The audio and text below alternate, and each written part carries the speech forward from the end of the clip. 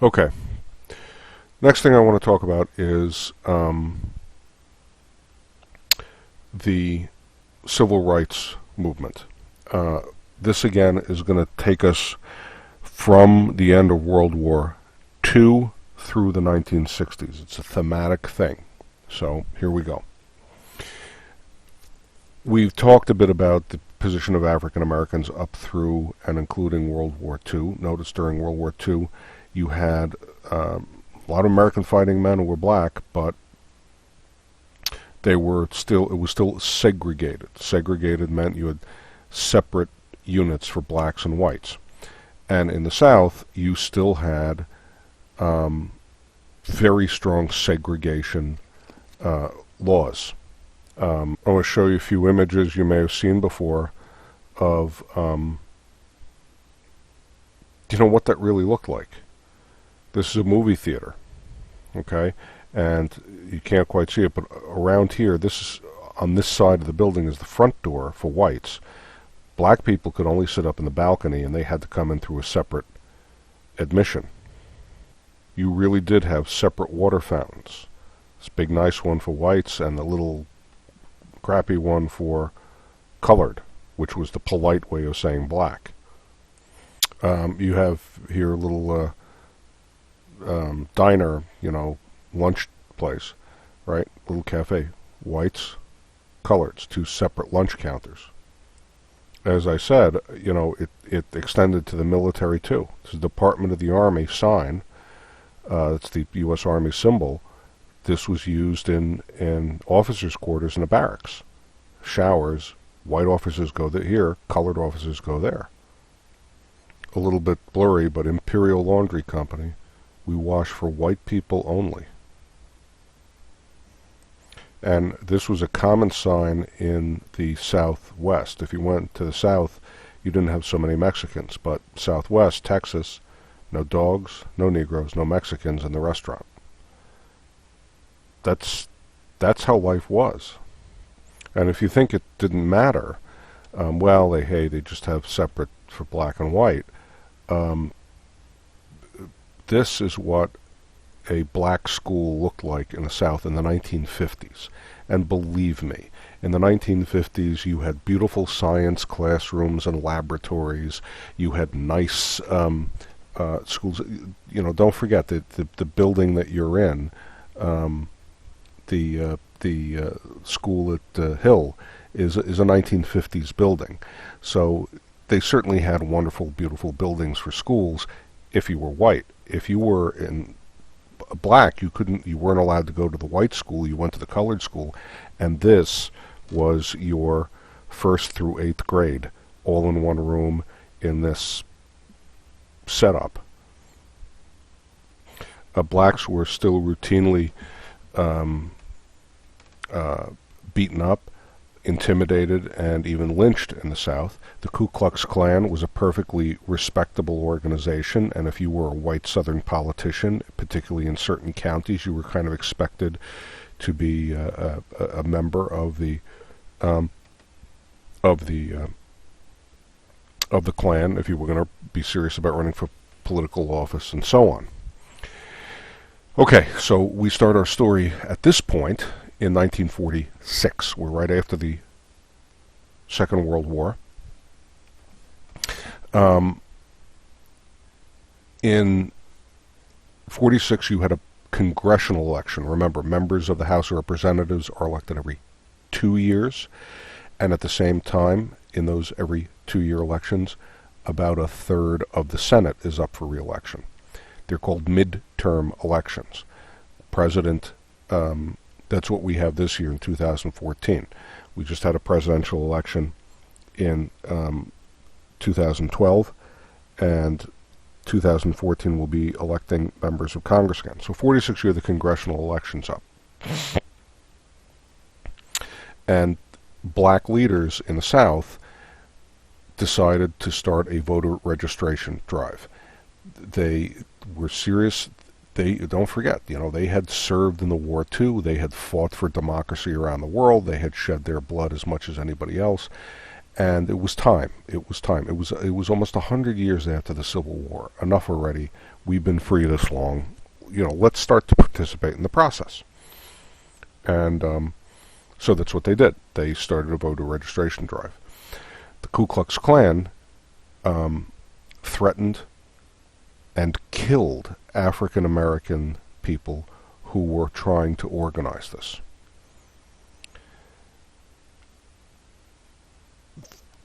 The violence was shocking. And Truman, and don't forget, Harry Truman came from Missouri. Yeah? But Truman was a funny guy. I mean, he was from Missouri and carried with him all of those prejudices. He had ancestors who had owned slaves. He referred to Jews as kikes. He refers to Italians as wops. He was not some sort of enlightened liberal guy through much of his life. But at some point when he became senator, he started to really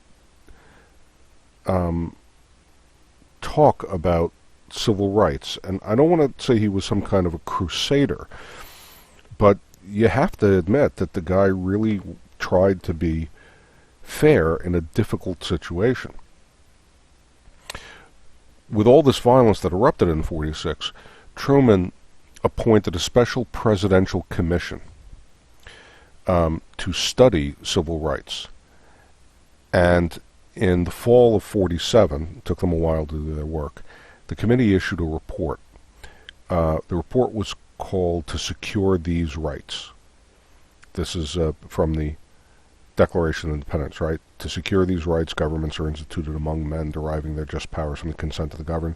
That was the title of the report, To Secure These Rights. And in it, this committee that he appointed was scathingly critical of American society, where we claim to be the leading democracy of the world, and where we treat some of our citizens as almost less than human. So the committee report recommended a federal anti-lynching law. Now remember, murder, to kill somebody, is normally a state crime. They wanted to create a special federal crime of killing somebody because of their race. They called for the creation of a civil rights division within the Justice Department. The Federal Justice Department, under the Attorney General, is the department responsible for prosecuting and investigating federal crimes. So they wanted to have a separate branch of the federal law enforcement dedicated to civil rights. And to set up a thing called the Fair Employment Practices Committee. This was something that had been sort of done in the North in the factories during the war, to ensure that black men and white men had an equal shot at jobs. They wanted to extend that. However, and Truman would like to have done all of those things. Truman wanted to do them, and he tried to do them. But he ran into bitter opposition. Now, Truman was a Democrat, and he ran into opposition from fellow Democrats, particularly Democrats who were from the South. And the South, of course, had been called Dixie back during the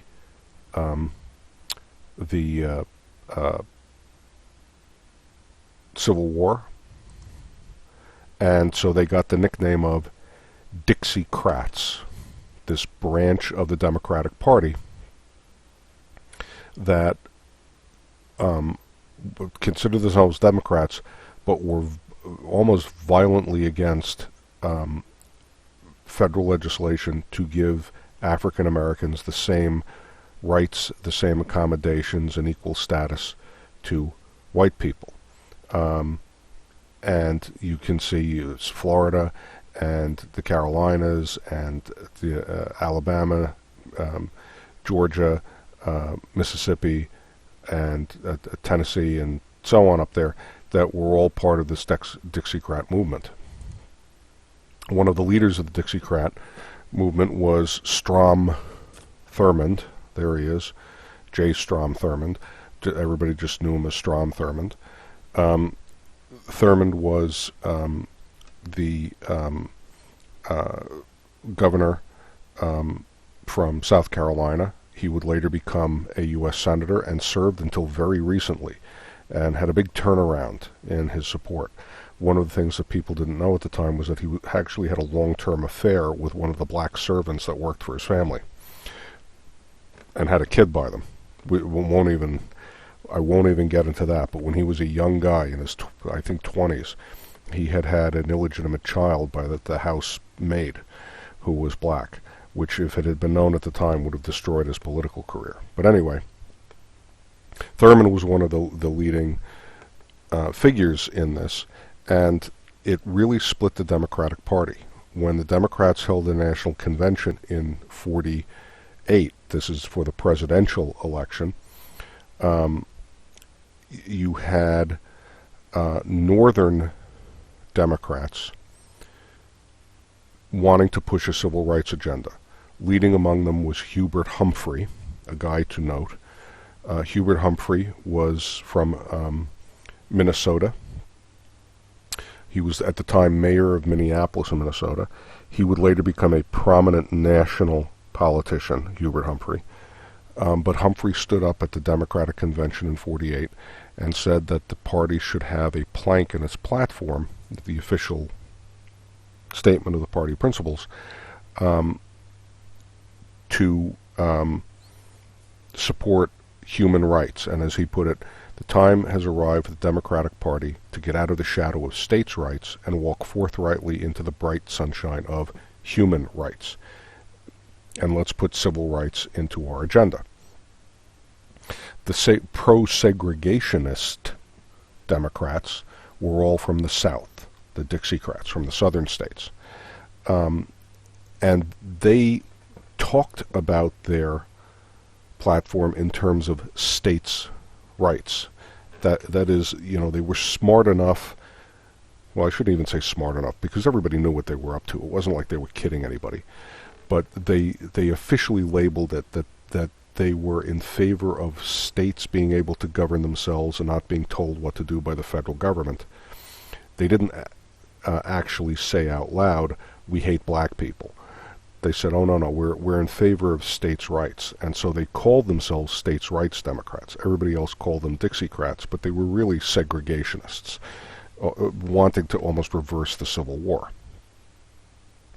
And so when the party in 48 nominated Truman for election to the presidency, can't quite call it re-election because he became president when FDR died.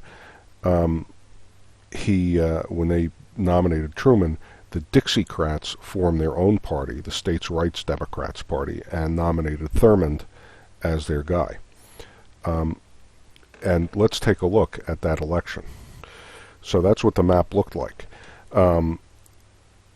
Dewey there is Thomas Dewey. Thomas Dewey was the governor of New York State, former prosecutor. He had been a big buster of the gangs and of organized crime in New York. And Dewey did very, very well, but in the popular vote, but couldn't defeat Truman. But Dewey, not surprisingly, took his home state of New York. Dewey was a Republican, by the way, and some of the nearby states. He was pretty well known up there as a good government guy. Truman takes these other states, but what does he lose? Louisiana, he loses Mississippi, he loses Alabama, he loses Carolina, loses a vote in Tennessee, all to Thurmond, to the states' rights Democrats. He won Georgia and Florida, but narrowly. It was pretty close there, and you can see that the Dixiecrats got no support outside of that. They certainly got no support in the North. So this 1948 election, note it, please, because it splits the Democratic Party along North and South sectional lines, just as the Democratic Party had been split in 1860, all over this issue of segregation couched as states' rights. Note that for a couple of reasons.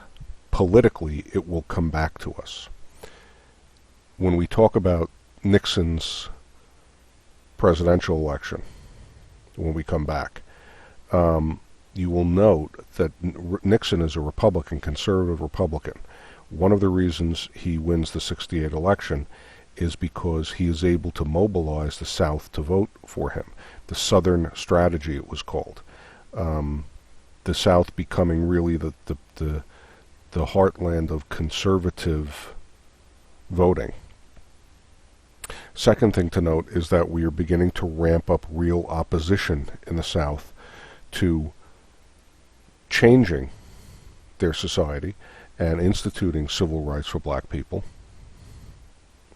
On the other hand, the North is getting fed up with segregation in the South. And so this is going to come, just as we saw the ramp up to the Civil War, so you can see the ramp up here, where this is going to wind up in a confrontation. For his part, Truman did what he could as president, without Congress, to support civil rights. He ordered an end to racial segregation in the U.S. Army. So by the time you got to the Korean War, you had integrated units. There was no distinction between them. And he certainly supported, where he could, civil rights for blacks, although he was sort of frustrated all along the way by Congress. Okay. By the time you get to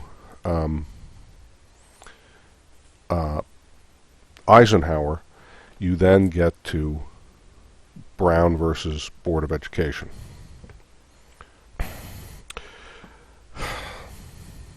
There we go.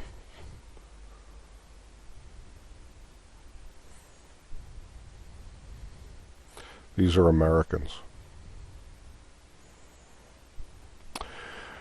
Okay, so Brown v. Board. Let's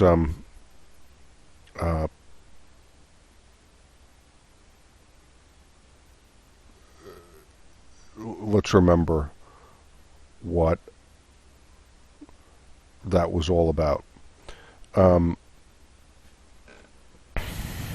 Okay, you should remember from your books an extremely important case in 1896 called Plessy versus Ferguson. Plessy versus Ferguson, just to remind you, was a case that started in Louisiana. Louisiana had made a law saying that you had to have separate accommodations for blacks and whites in railroad situations. They had lots of that, but specifically this was the railroad law. So waiting rooms in railroad stations and cars on railroads, you had to have separate ones for blacks and whites. Louisiana made this law in 1890, I think.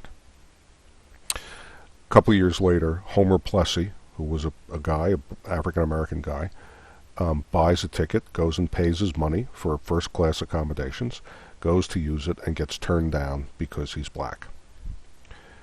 So he goes to court. It winds up going to the Supreme Court. It's Plessy versus Ferguson because Ferguson was the judge who made the original decision.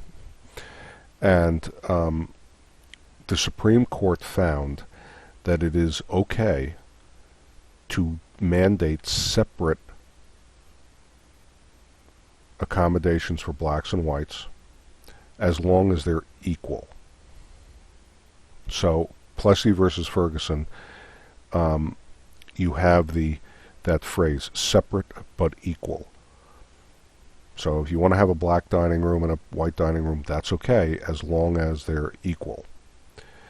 From 1896 until the mid-1950s, that separate but equal doctrine from Plessy Ferguson was the law of the land. And in the South, they went along with it. Now, understand, Plessy Ferguson didn't say you had to have separate accommodations, so in New York you didn't, but you could if you wanted to, as long as they were equal. But who's going to define equal? And they didn't even bother trying to. And so you saw, you had two different water fountains, separate. Well, who's going to challenge and decide what an equal water fountain is? However, when it came to schools, not so much. As I showed you, the schools that black kids attended were nothing like the schools white kids attended. So in 1953, and by now Eisenhower's president, you had 17 states in the United States, including, by the way, that southern place. It's not a state, but don't forget, it's a southern city.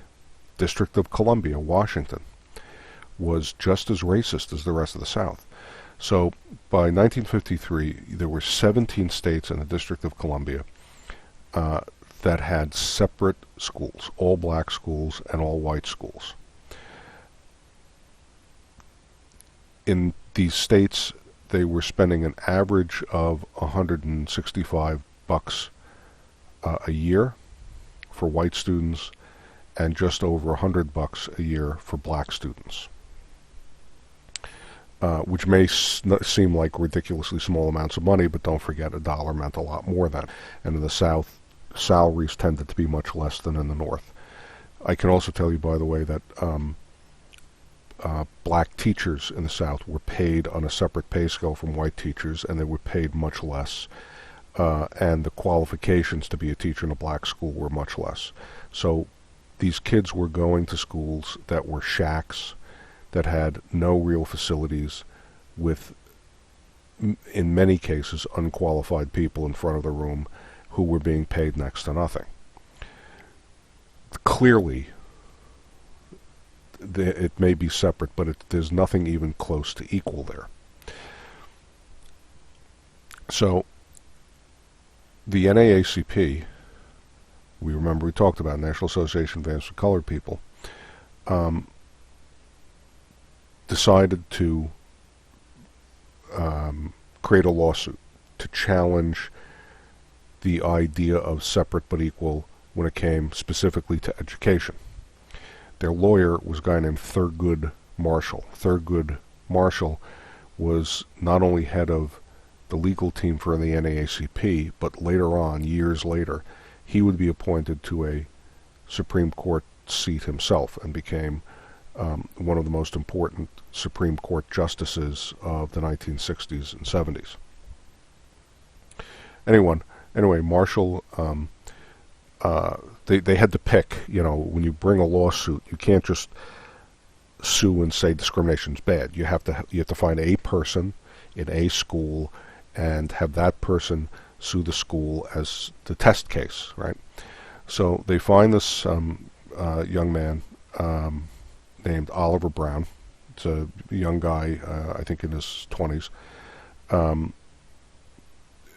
Oliver Brown, who lived in Topeka in Kansas, which we tend not to think of as a southern state. We think of it as a Midwestern state. But Kansas really, it socially has much more in common with the southern states. Brown had a daughter, little kid, 8-year-old, and there was a elementary school near his house that he wanted her to go to, but it was the all-white school. Instead, she had to travel 25 blocks away to go to the all-black school, which was not nearly as good.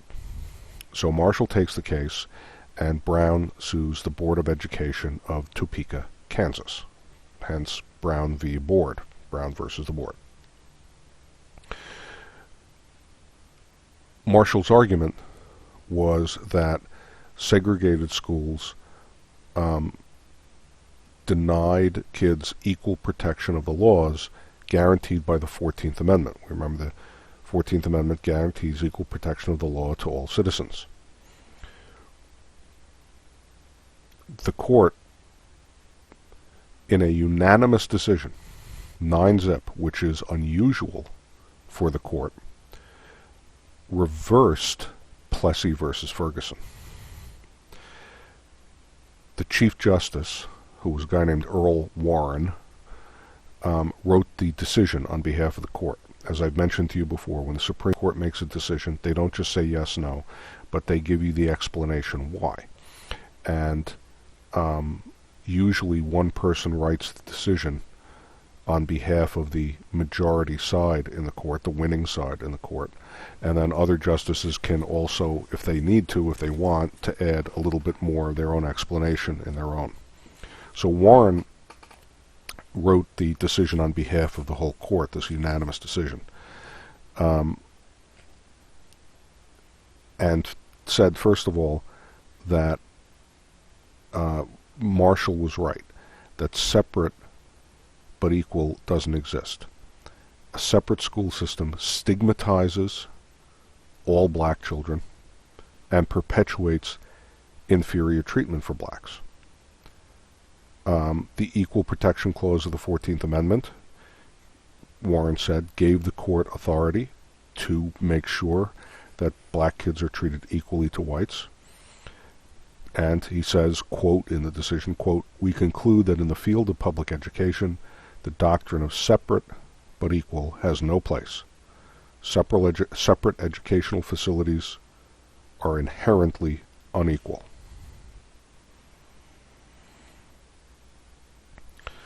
Okay. Important things to note here.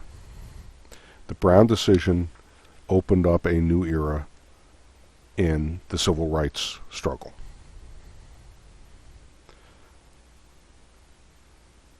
Winning Brown v. Board of Education really gave the black civil rights movement impetus to move forward, a thrust to move forward, demanding freedom now. A year after the Brown decision, the Supreme Court issued another ruling in which they directed the states to desegregate their public schools. Here's a famous phrase from it, quote, "with all deliberate speed." That phrase comes back again and again. So Congress is saying, the Supreme Court is saying not only is separate but equal not, but we are also issuing an order to all states that you have to desegregate your schools, and you have to do it now. You can't take years to get around to it. We want it done as fast as possible.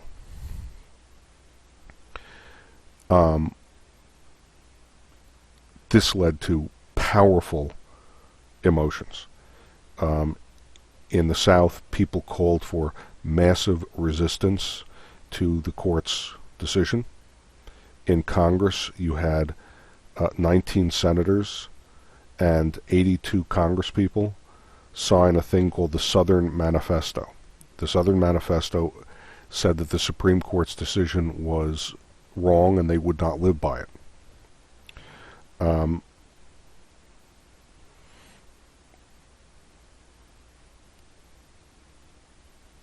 People tried to get Eisenhower, who was president, to give desegregation his own moral support.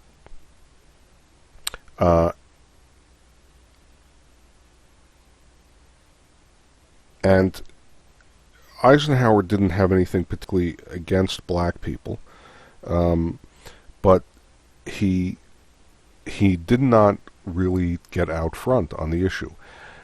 He was Ike, he was the guy who won the Second World War. He was everybody's grandfather. He was trusted. He was beloved. He could have really used his moral force, and he chose not to. His famous quote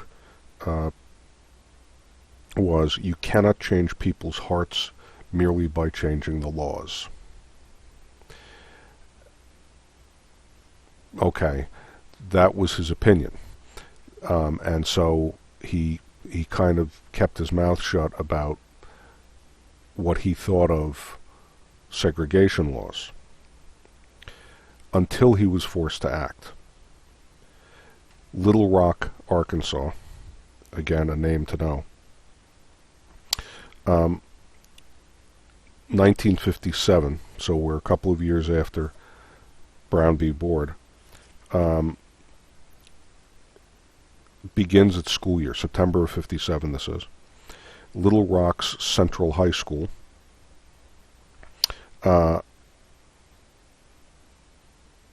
the local school board had adopted a desegregation plan, which, you know, they're responding to the fact that they have to desegregate the schools, again, quote, with all deliberate speed. So they figure, all right, how are we going to do this? And so they pick 9 black kids to be the first black kids to go to this, to Central High School, the all-white school in town. Well, this was the scene the morning they decided to start the new school year. And over 1,000 people showed up.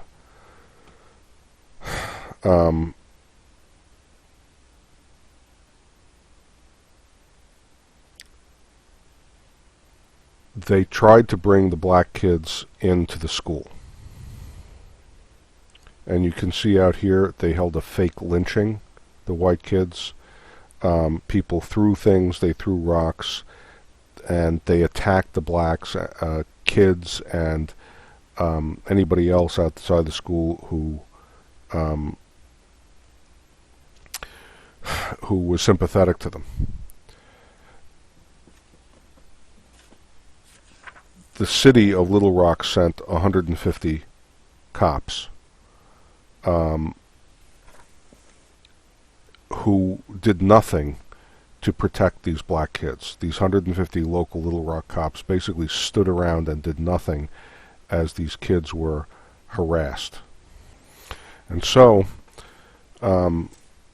seeing that this was what was going on, Eisenhower sent 1,000 U.S.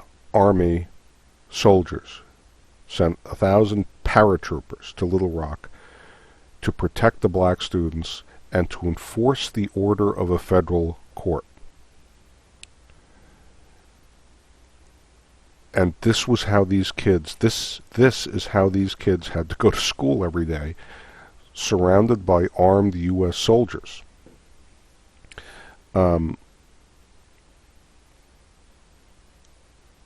Eisenhower, said afterwards in explaining his action, quote, "The very basis of our individual rights and freedoms rests upon the certainty that the President and the executive branch of government will support and ensure the carrying out of the decisions of the federal courts, even, when necessary, with all the measures at the President's command." In other words, Ike was not sending in troops because black people were human beings too, or because black people deserve civil rights, or because he was sympathetic to the rights of the kids. He may have been in any of those cases, but he was doing it because if we don't respect the orders of a court, civil society is going to fall apart. And whether you like the order of the federal court or not, it is a federal court order, and therefore you're going to comply by it, and it is the President's job as the head of the executive branch to execute the Constitution, the laws of the country, and federal court orders. So his job as chief executive is to make sure that that Supreme Court decision is complied with, even if he has to use troops to do it. This scene would be repeated again and again. Little Rock was Arkansas. George Wallace, this is George Wallace here, was governor of Alabama when it came time to desegregate the schools of Alabama. George Wallace himself personally stood in the doorway of the school, refusing to comply with federal court orders. That's the U.S., I believe the U.S. Attorney for Alabama ordering him to get out of the doorway. This is the commander of the U.S. Army troops sent to, and there are the kids themselves. These are the Little Rock Nine, as they were called, the 9 kids who desegregated the Little Rock schools.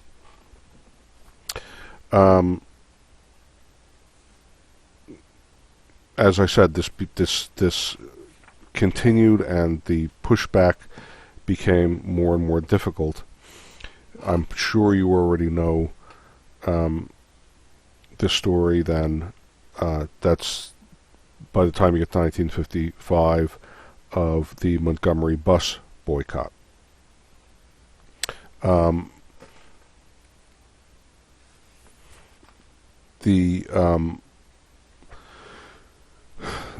1955, Montgomery, Alabama.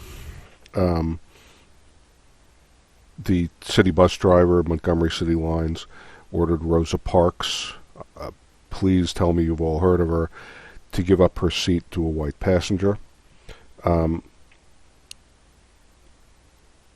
She refused. The bus driver called the cops.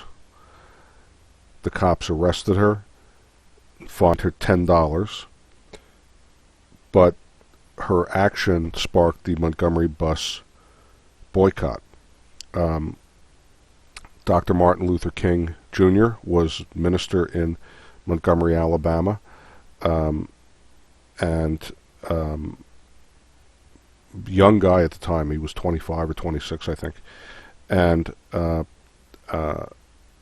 he was the one who organized, through the local Naacp chapter, the boycott, which is the blacks said they will just stop riding the buses. And Montgomery was a largely black city, so all of a sudden the buses had lost huge amounts of income. They really hit them in the pocketbook. That was how the boycott worked. And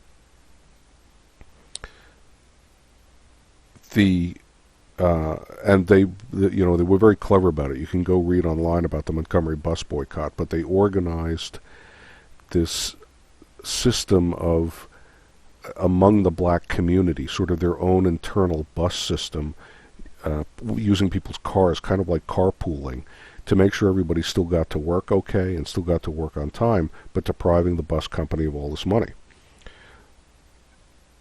Eventually, the boycott not only forced the bus company to back down because of the money involved, but the U.S. Supreme Court held the following year that bus segregation was also unconstitutional. So you see how the Brown decision then starts to, well, if we don't do it in education, why are we doing it in buses, and why are we doing it here, and why are we doing it there? And so the civil rights movement began to pick up steam.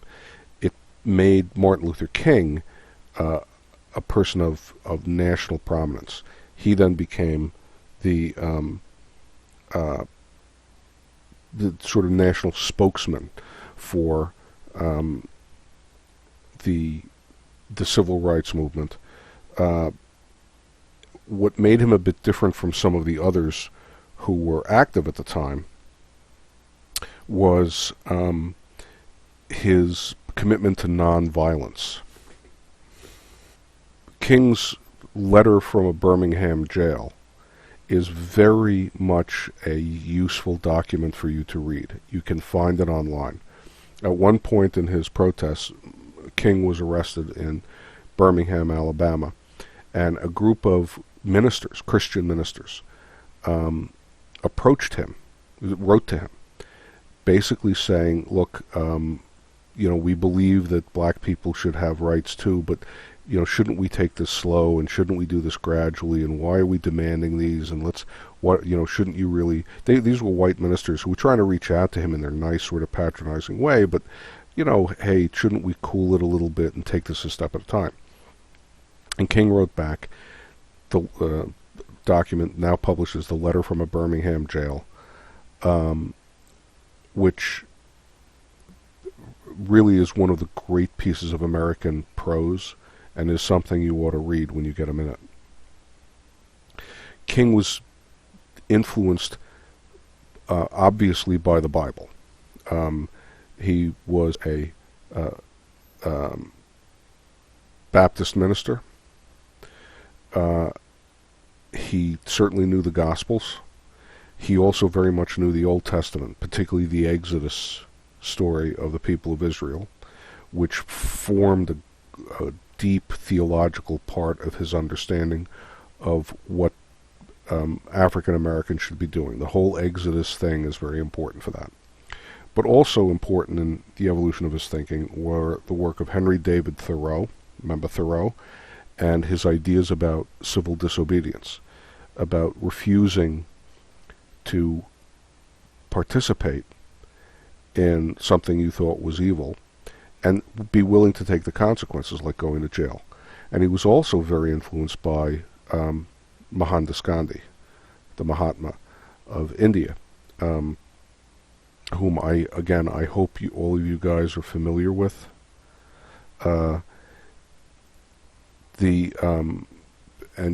Gandhi was all about non-cooperation. Yeah, to Gandhi, protest only worked when you loved the person you were protesting against, and you absorbed his hatred and his violence, and sort of healed it by receiving it in yourself and refusing to be hateful or violent back. And simply by not cooperating with a system that was unjust, the system would inevitably collapse. And it worked in India. Basically, I mean, if you think about it, right, there's an old phrase that kicks around, what if they gave a war and nobody came? Well, Gandhi said, well, here's the British Empire. What if you're giving a British Empire and we just simply refuse to participate? We just all sit down.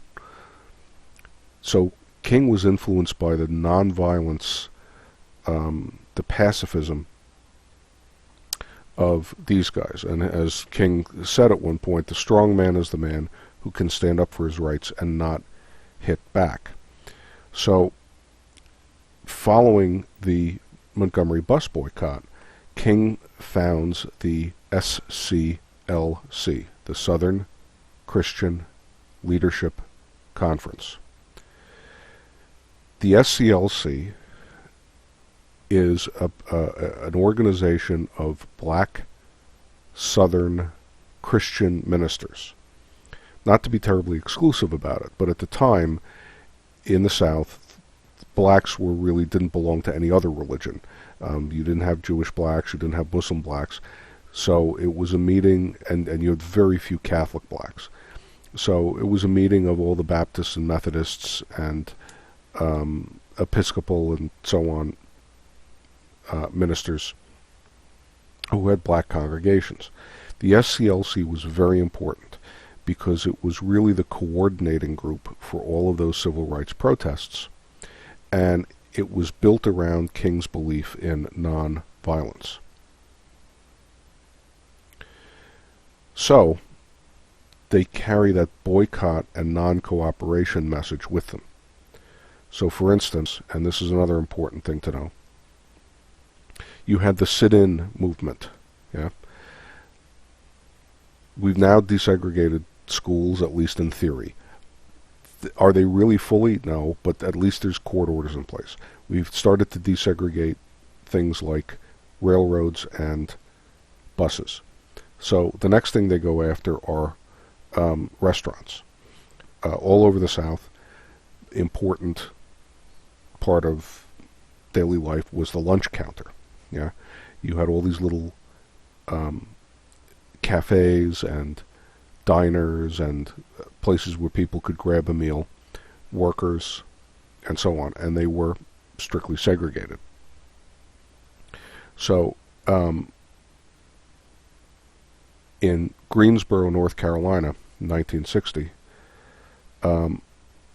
4 college kids, black college students, decide that they're going to take King's philosophy and move it to the next level. They walk into Woolworths. Now, you guys probably haven't never even heard of Woolworths, but once upon a time, Woolworths was the national chain of small department stores called Five and Dimes, because originally, when they had been started by F.W. Woolworth, everything in the store was a nickel or a dime, which was not a tiny amount of money, but it was a bargain. By the time you got to the 1960s, there were Woolworths all over America. They were small town, sort of general stores. You could get clothes in there, you could get household goods, pots, pans, whatever you needed. And Woolworths all had lunch counters, so you could go in and grab a sandwich or a hamburger or something like that. They walk into the Woolworths in Greensboro, and they sit down at the white-only counter and order something to eat, a piece of pie and Coke or whatever. And they were turned down. The waitress refused to serve them. So they sat there. And they came back the next day, only this time they had a whole ton of black friends who occupied the whole lunch counter, and they just sat and occupied the whole place until finally, about 6 months later, Woolworth gave in and desegregated its lunch counter. That success began to energize even more movements like it. So one of the branch-offs from SCLC, you need to notice this too, is the Student Nonviolent Coordinating Committee, the SNCC, also known as SNCC. At the time, that's what everybody called it, SNCC, the Student Nonviolent Coordinating Committee. SNCC was actually founded, I believe, at the University of Michigan, which was already very desegregated and had a lot of kids there at the University of Michigan who were very into activism. And they were not wild-looking hippies. These were very clean-cut-looking kids. I mean, this is the guy in the middle here. This is a guy named Julian Bond, who would later become, he's still around, I think, a very big deal in the civil rights movement. But this is the SNCC, Student Nonviolent Coordinating Committee staff, that happened to be based in Atlanta. You had different sort of chapters in each city. And you can see these are not wild-eyed looking nut jobs here. These are very clean-cut, all-American kind of kids. And SNCC, this is a SNCC member. This is a guy named Rick Chevyakov, who was a typical SNCC member. And you notice this business? He's being arrested here. He was one of the Freedom Riders. And the Freedom Riders were these kids, college kids, white college kids and black college kids and anybody else, Asian, Catholic, Jewish, who were so inspired by King, by the SCLC, and by the first members of SNCC, that they came in busloads down to the South to join in these protests. They were deeply resented.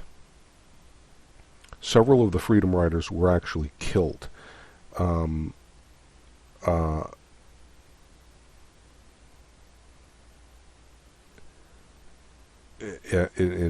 really horrible incidents.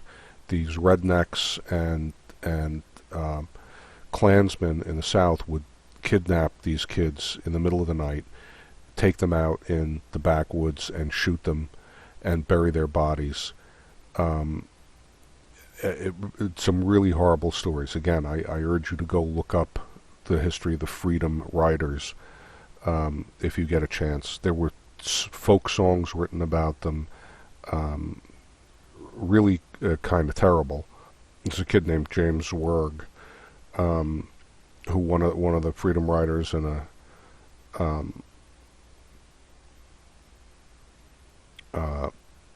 it's kind of a famous photo of the time. You can see he's gotten the crap beaten out of him. And look at this kid. This is a college kid, jacket and tie. These are not wild hippie terrorists who came down and would just join in the movement of doing things like sitting at lunch counters all over the South. And there's a couple of these kids, white kids, black kids, sitting, at a lunch counter, desegregating it, and these folks are all standing around pouring garbage on them and heaping abuse on them. This is what SNCC and the Freedom Riders were about. And as I said, a kind of a blurry photograph, sorry, but they had their buses blown up. They were beaten up on a regular basis, shot. Several of them were killed. But they continued. And they held read-ins at libraries where they just show up, occupy all the seats in the library reading as an integrated group. Watch-ins at movie theaters. You had segregated movie theaters then, and so they just all show up, these mixed crowd of white and black kids. Pools and beaches were very segregated. So you had swim-ins at pools, and the kids from these groups were, maintained King's nonviolent attitude. An approach, and it simply took the abuse, but slowly over time, piece by piece by piece, largely because of the federal government, they were able to change laws. The Freedom Riders were often organized by a group called the Congress of Racial Equality, CORE, C-O-R-E, another group and name to know. You should know about the sit-in movement. You should know about the Freedom Riders. You should know about SCLC, SNCC, and CORE.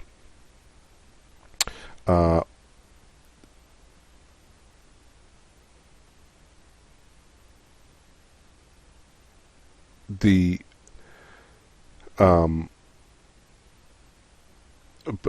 buses, interstate bus trade was finally desegregated in the early 60s, and by the time you get to the early 60s, we've been through the 50s and into the early 60s now, King is really becoming the national spokesman for this. The next big event, if you will, is in Birmingham, Alabama. Birmingham, a very segregated city, but a very large black population. Was probably the largest city in the South at the time. And in April of '63, King leads a series of protests there. The police chief was a guy named Bull Connor, and Bull Connor sent his cops out into the street to stop the protests. And we're not talking, by the way, understand, we're not talking about violent protests. These guys, they didn't shut down traffic, and they didn't throw anything. They would simply walk, sometimes singing songs. They would give speeches and so on. So this is completely nonviolent protest. And Connor famously sent his cops out with the dogs, sent the fire department out with hoses and water cannons. And this is not your garden hose, kids, by the way. You get hit with one of these things, it'll break your ribs. That's what they were out to do. There was even a church in Birmingham that was blown up at one point, was used by protesters there, and they blew it up. They killed 4 little kids there. Anyway, in Birmingham, King took on Bull Connor, who arrested 3,000 demonstrators, including King. That's where King wrote the letter from Birmingham jail.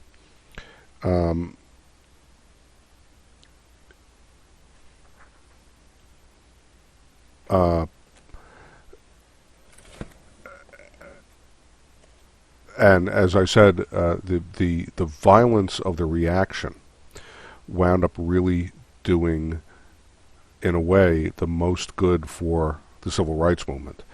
When the rest of America, because don't forget, we're in the 60s now. This is the Birmingham is 1963. This is all on TV.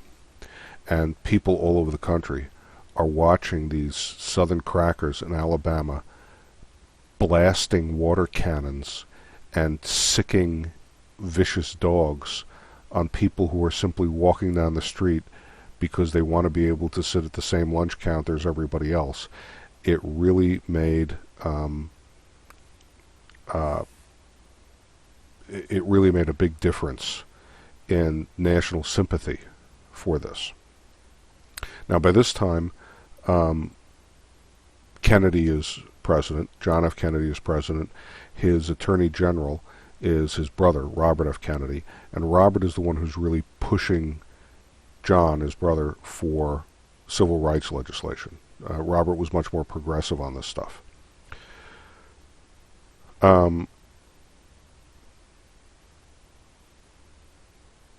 Kennedy decides in June of '63 to move ahead on civil rights, and he gives a famous television speech in which he says, quote, "We are confronted primarily with a moral issue. The heart of the question is whether all Americans are to be afforded equal rights and equal opportunities, whether we are going to treat our fellow Americans as we want to be treated." So he's recognizing now it's no longer Eisenhower's, well, my job is to enforce federal law, whatever that is, and in this case, it's civil rights law. Now Kennedy is elevating it to a moral plane.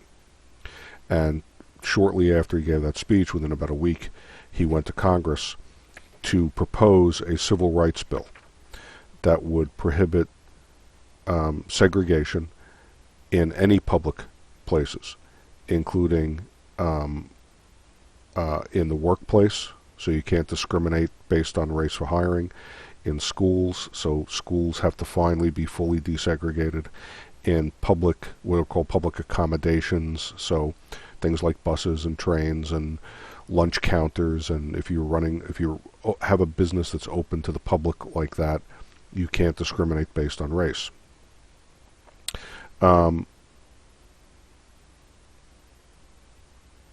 King then leads what's probably the most famous event in his life, aside from his unfortunate assassination, is the March on Washington.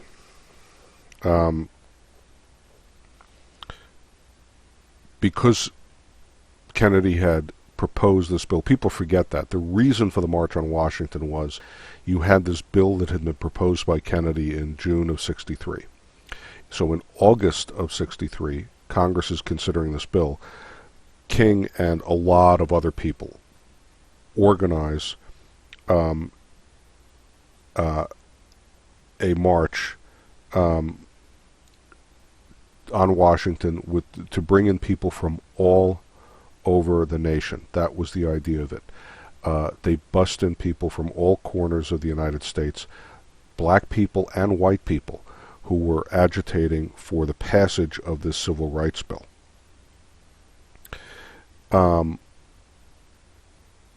There were at least 200,000 people there, and probably more. That's half the population of Staten Island, and probably more than that. And there you see Kennedy and Lyndon Johnson and Martin Luther King and a whole host of other people that were all part of organizing the event. I think it's a little hard to see. I think that's F. Lee Bailey, who was one of the great attorneys of the time, white guy. But you see all different people from all different backgrounds there, and King really the organizer. They met with Kennedy after the March on Washington.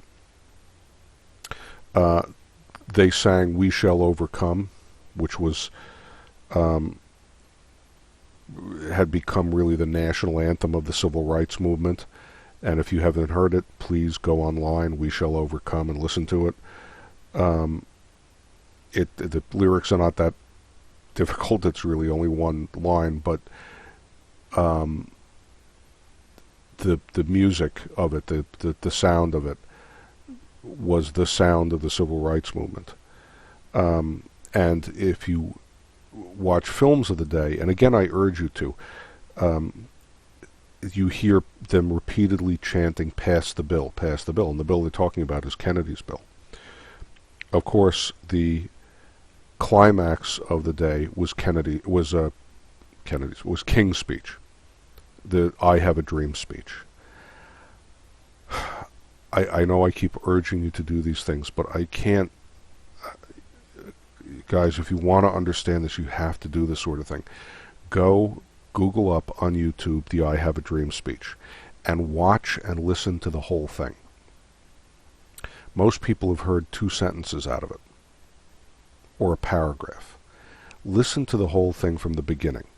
If you do that, you come away with 2 things. First of all, a real sense of who King was and what this movement was about. And second, a real sense of why King.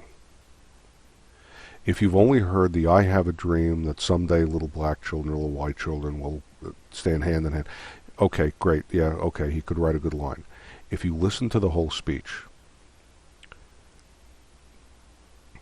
you know, he was a controversial figure, and there's certainly plenty to criticize with King. But if you listen to that whole speech through, you realize this was one of the greatest orators in American history. This was a guy who could write and who could speak, and you see why he could hold that crowd spellbound.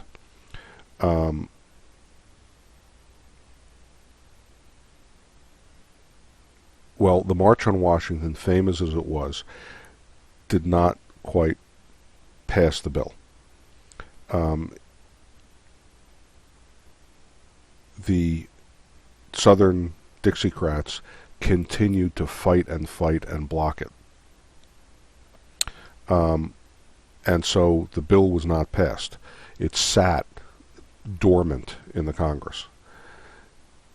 Now, the March on Washington, don't forget, is in August, late August of 63.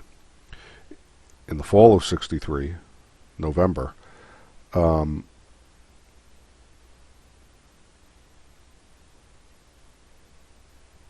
Kennedy is beginning to think about running for re-election in 64.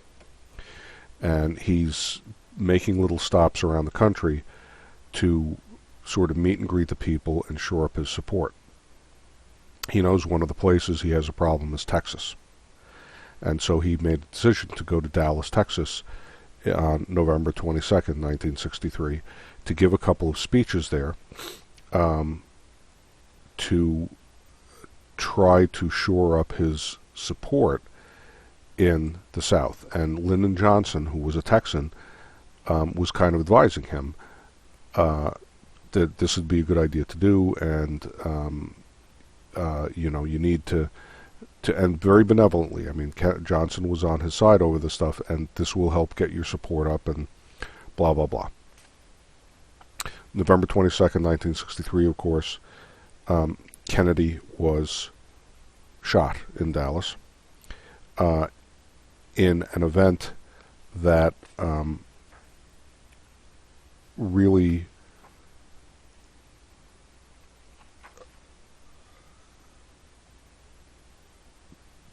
turned the nation on its head. The idea that a president could be killed, we hadn't had one since McKinley. This young president, Kennedy was seen as being so young, and he had young kids. This guy could die. It was done on American soil. And as I mentioned to you about Pearl Harbor, this is one of those events. Everybody on the planet who was alive that day can tell you exactly where they were when they heard the news that Kennedy was shot.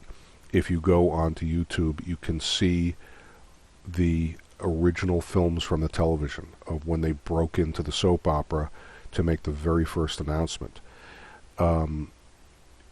You see the moment where Walter Cronkite announces that the president is actually dead. They didn't know at first. The first announcement on the air was that the president had been shot at. Nobody knew how seriously injured he was. And it took, about an hour, a little more, before the word officially leaked out. And then you see Walter Cronkite, who was the grandfather of America, sitting there live on the air, getting the phone call as the newscaster, he got it by teleprinter, by teletype. They hand him the piece of paper, and he looks up and looks at the clock and announces that the president is dead. And you can see him struggling to keep from breaking down himself. This was hugely traumatic for people, and really, in a sense, America lost its innocence that day, if you want to think of it that way. So I'm going to leave that with the